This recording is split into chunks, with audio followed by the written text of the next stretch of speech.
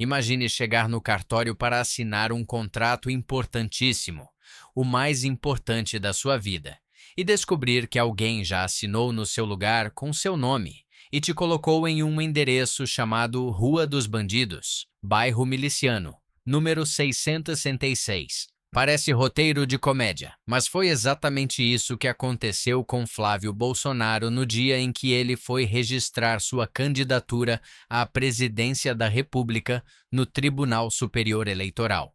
O sistema oficial da Justiça Eleitoral disse, em linguagem técnica e fria, esse senhor não pertence mais ao PL.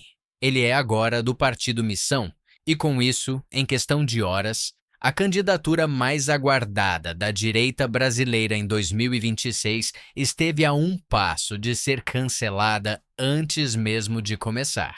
Mas essa é só a parte mais absurda de uma história muito maior. Porque o que está por trás desse episódio no TSE é um colapso silencioso que vem acontecendo há meses e que envolve traições, articulações de bastidores, escândalos que não foram esquecidos e uma guerra que a própria extrema-direita está travando contra si mesma.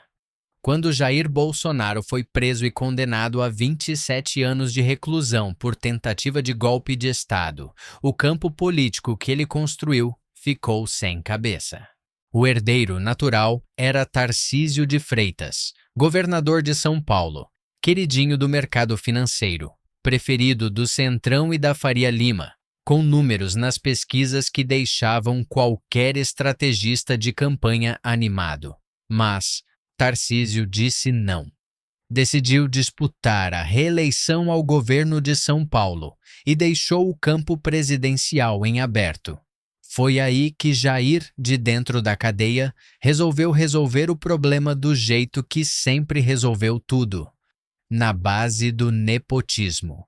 Convocou o filho mais velho, Flávio Bolsonaro, senador pelo Rio de Janeiro, e anunciou que ele seria o candidato do PL à presidência. Valdemar Costa Neto, presidente do partido, chancelou na hora. Se Bolsonaro falou, tá dado. O problema é que quase ninguém no campo da direita comemorou esse anúncio. Flávio tem 44 anos. É advogado, empresário e passou a vida toda na órbita do pai. Foi deputado estadual no Rio de Janeiro por 15 anos consecutivos. Chegou ao Senado em 2018 carregado pela onda bolsonarista e nunca precisou realmente provar que conseguia crescer por conta própria. Toda vez que seu nome aparecia nas manchetes, era porque o pai estava no centro da cena. Agora, pela primeira vez, teria que ser ele o protagonista em uma eleição que enfrentaria o presidente em exercício com o pai preso, sem a máquina do governo federal por trás e com aliados desaparecendo um atrás do outro. Flávio chegou à pré-candidatura sem entusiasmo do Centrão, sem o apoio dos principais partidos da direita e sem conseguir resolver uma conta básica. Como se eleger presidente quando os próprios aliados do seu pai já estavam articulando para que você perdesse? Desde o início, a candidatura de Flávio foi tratada nos bastidores como um peso, não como uma esperança. Ministros do STF esperavam Tarcísio. O Centrão esperava Tarcísio. A Faria Lima esperava Tarcísio. E Flávio foi empurrado para a frente como quem entra num ringue sabendo que foi escalado para perder. Mas ele foi. Registrou a pré-candidatura, montou campanha, começou a aparecer em eventos. E quanto mais o tempo passava, mais claro ficava que ele estava lutando não apenas contra Lula, mas contra praticamente todo o seu próprio campo.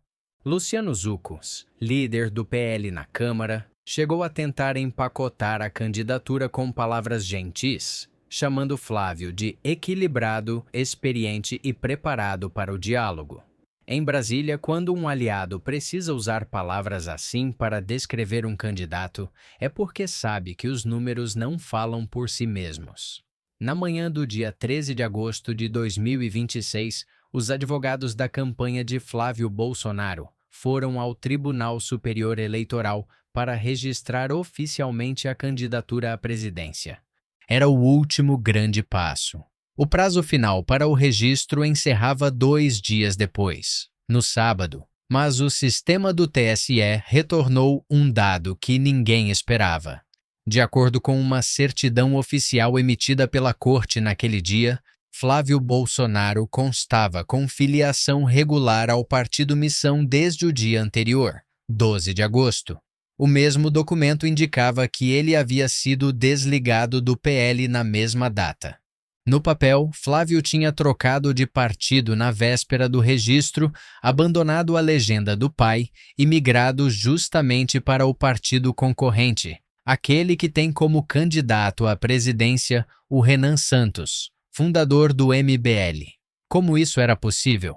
Qualquer partido político possui um sistema interno de filiação.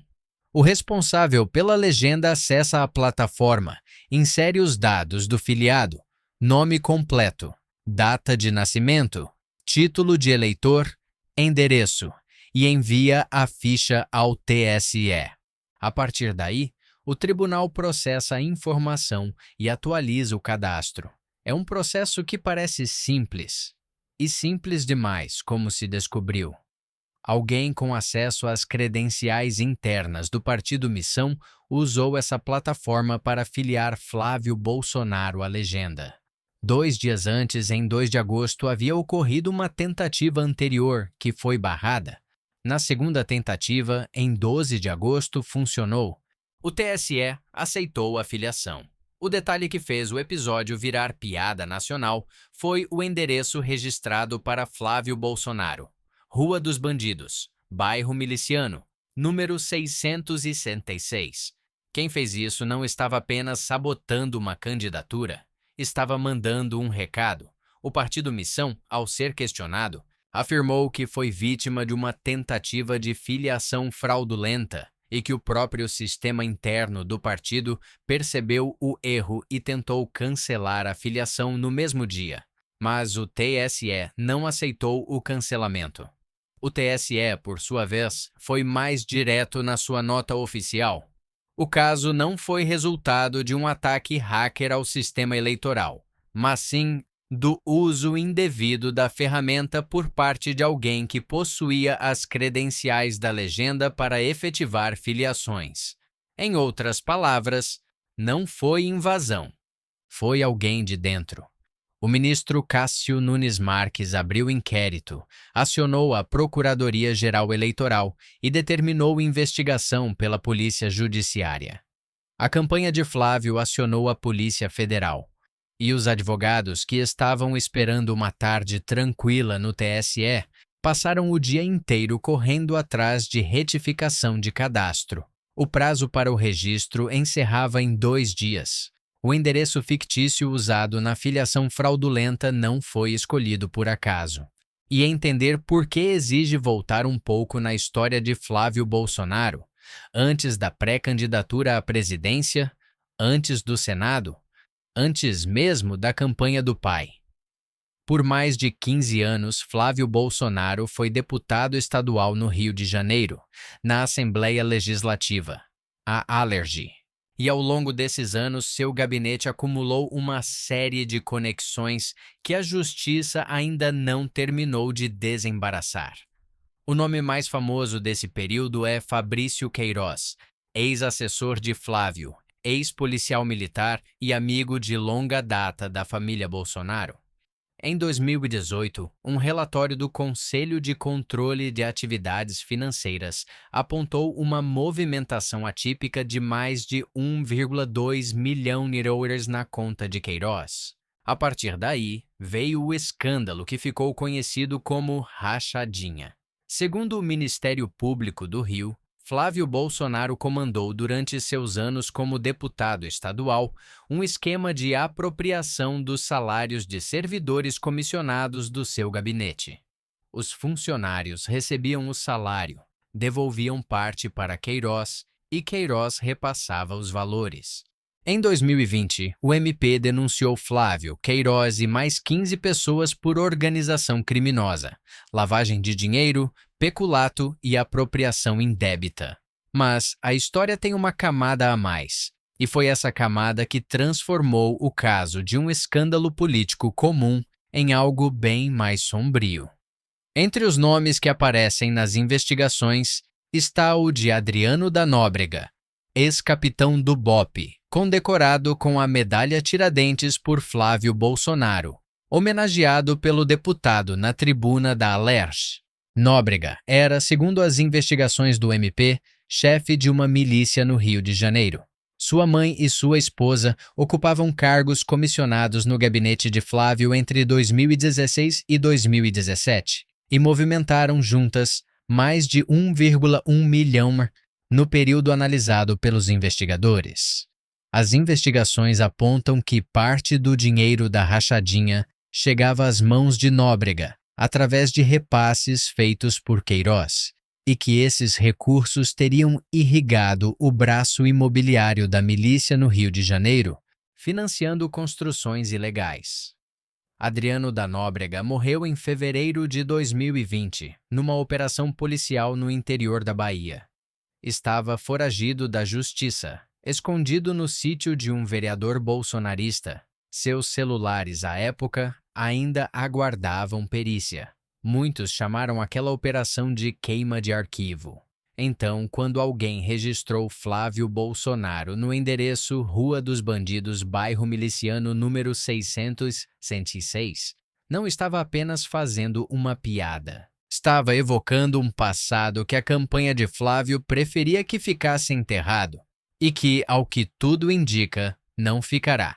A sabotagem no TSE foi o episódio mais barulhento.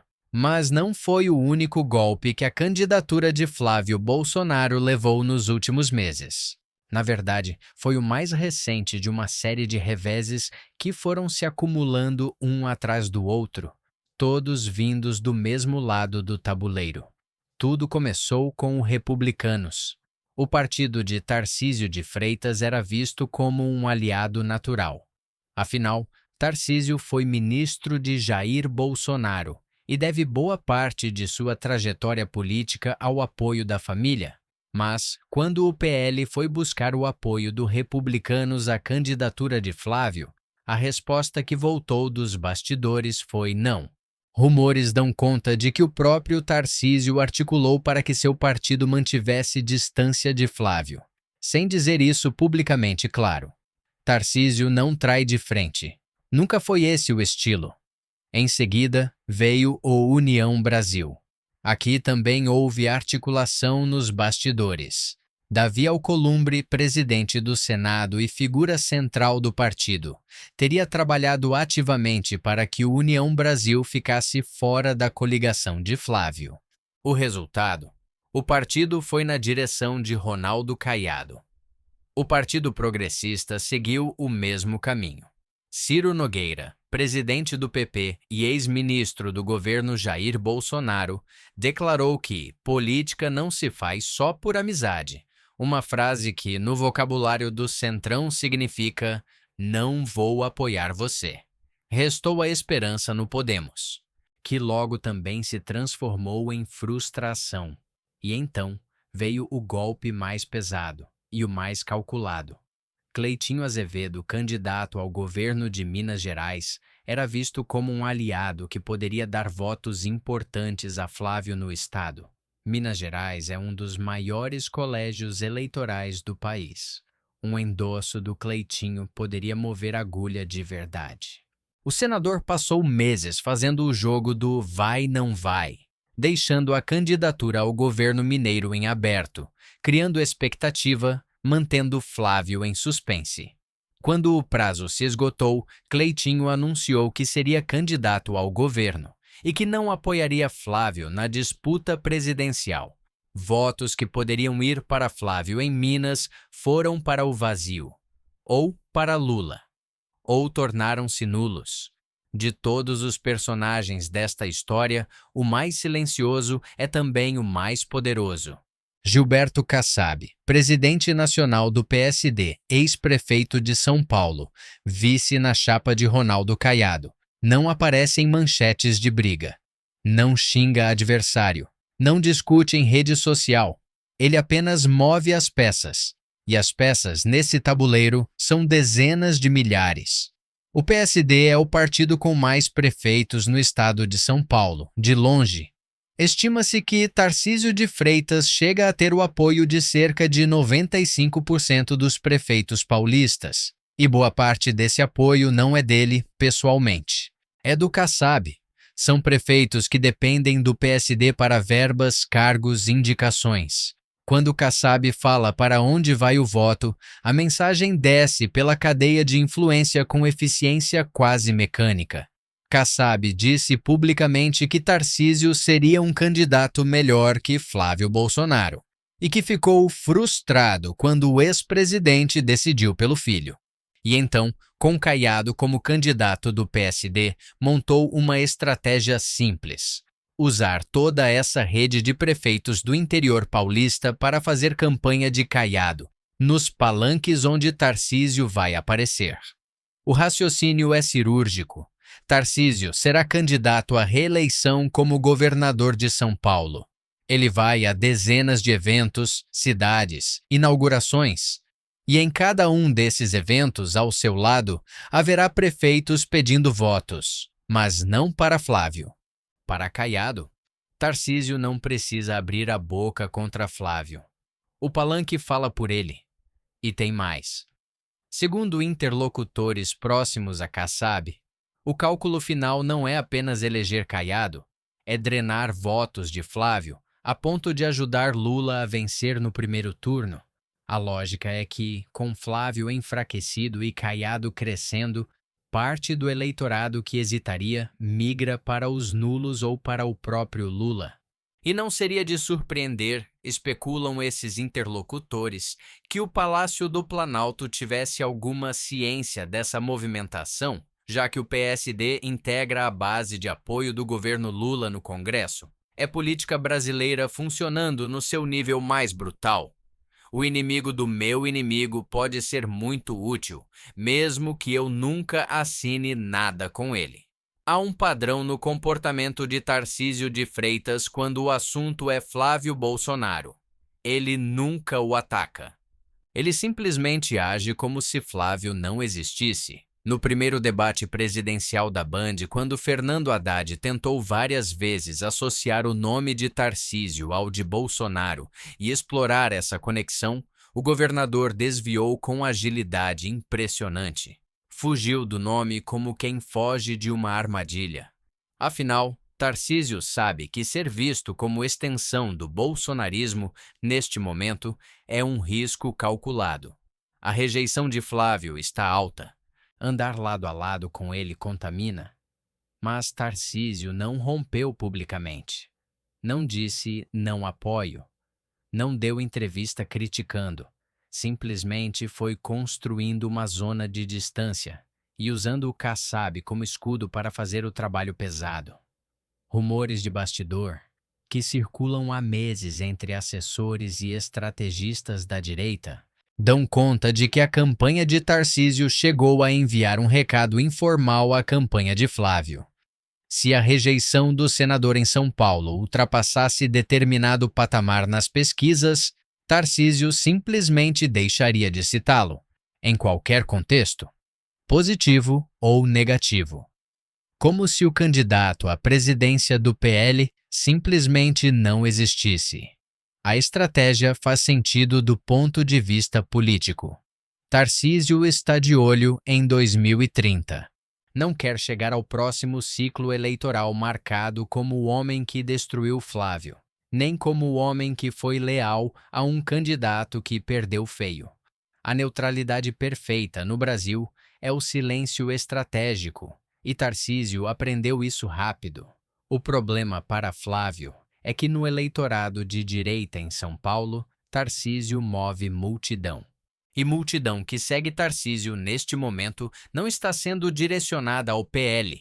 Por muitos anos, a extrema-direita brasileira funcionou como um único bloco, ruidoso, combativo, mas coeso o suficiente para eleger um presidente.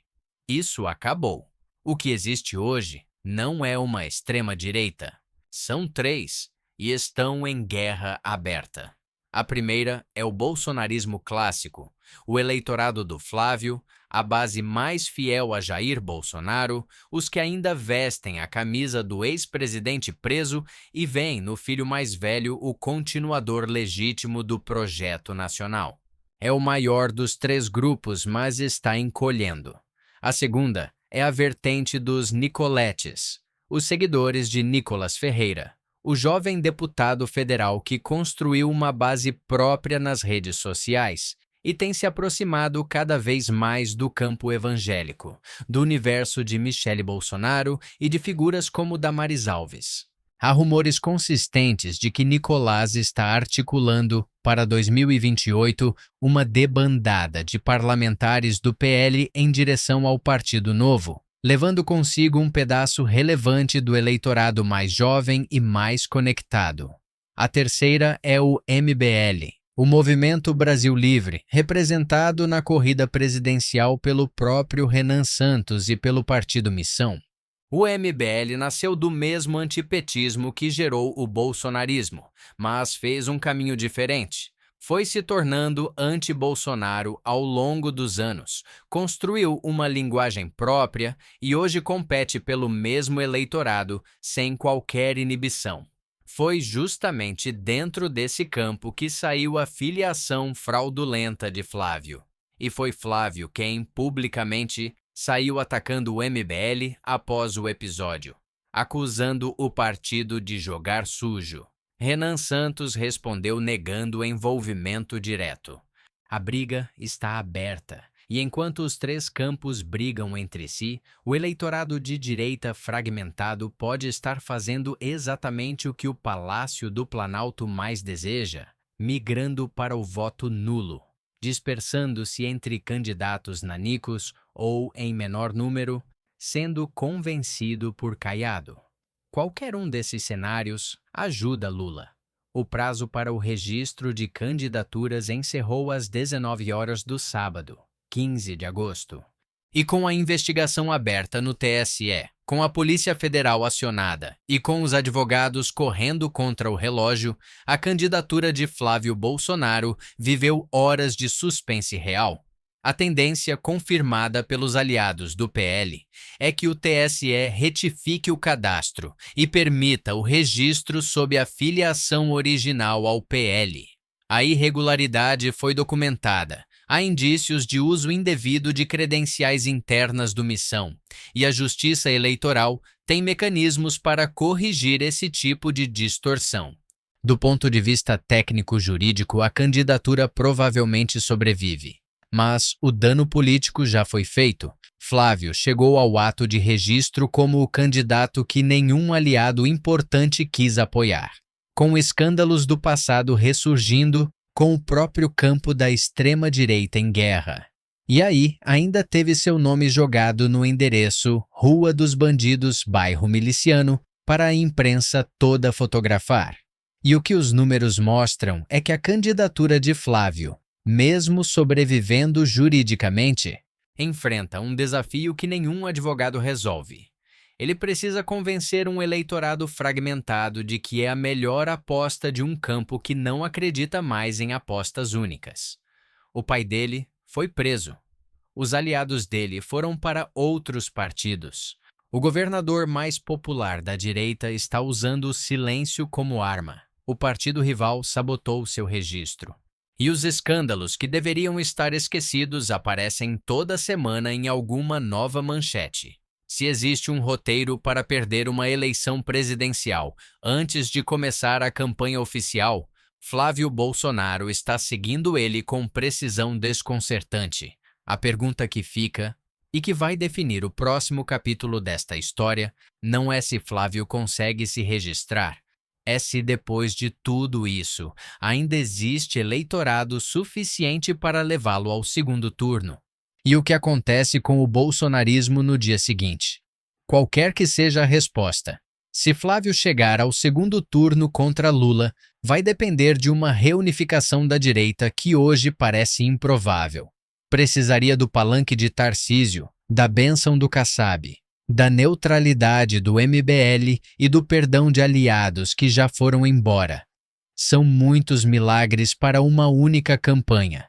Se não chegar e Lula vencer no primeiro turno ou enfrentar Caiado, o bolsonarismo entra em colapso real. Não o colapso que os adversários vêm anunciando desde 2022, mas um colapso de fato, com disputa aberta pelo espólio político de Jair Bolsonaro entre Nicolas Ferreira, Michele, os dissidentes do MBL e o que restar do PL. Nesse cenário, o Tarcísio emerge como o grande herdeiro de 2030. Intacto, sem ter traído ninguém abertamente, sem ter apoiado o candidato perdedor, pronto para recolher os pedaços. E Flávio Bolsonaro? Se as coisas derem errado em outubro, ficará como a resposta para uma pergunta que ninguém quer fazer em voz alta. O que acontece quando um legado político é passado a alguém que não estava pronto para carregá-lo? Porque em política brasileira, como se viu mais uma vez nessa semana, o que mata uma candidatura raramente vem de fora. Quase sempre vem de dentro.